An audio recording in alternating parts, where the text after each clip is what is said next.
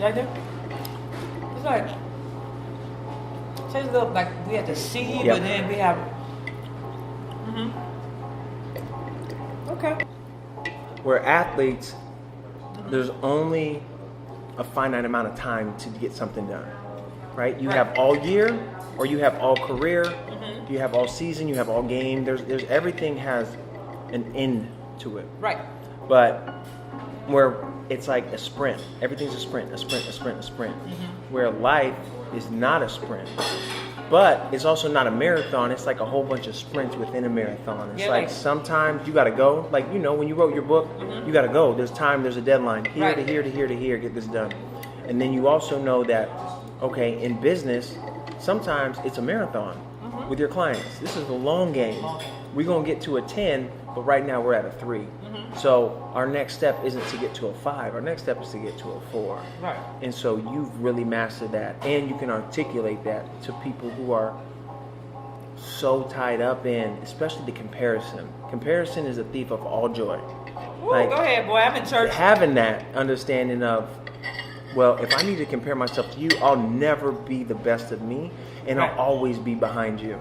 Absolutely. And it's hard, especially in today's society, and living in LA, like living in LA or living in New York, there's somebody who's always going to have one more ab than you. There's always somebody who's going to have a better car than you. There's always somebody who, their girl's going to be a little taller, a little shorter. Their house is going to be a little bigger. God do what God is going to do.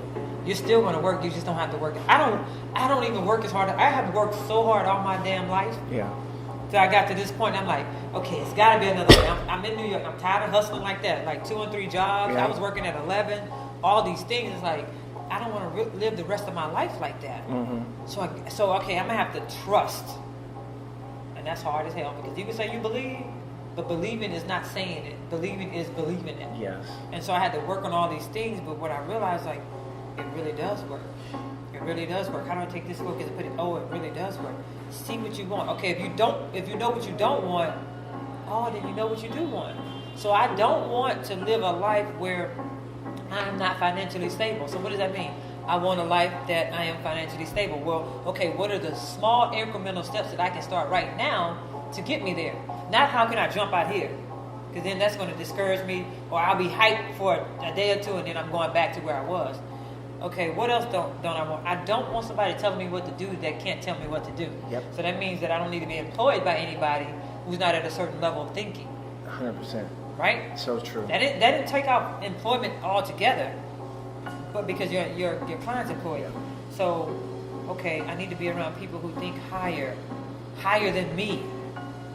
That's the only way I'm going to grow. When you went into a classroom, the teacher had more experience and more knowledge. When you went into, like in college and high school, they had more knowledge. So that's the same thing in life. Same thing. Yeah. And that's the only way you can learn. Right.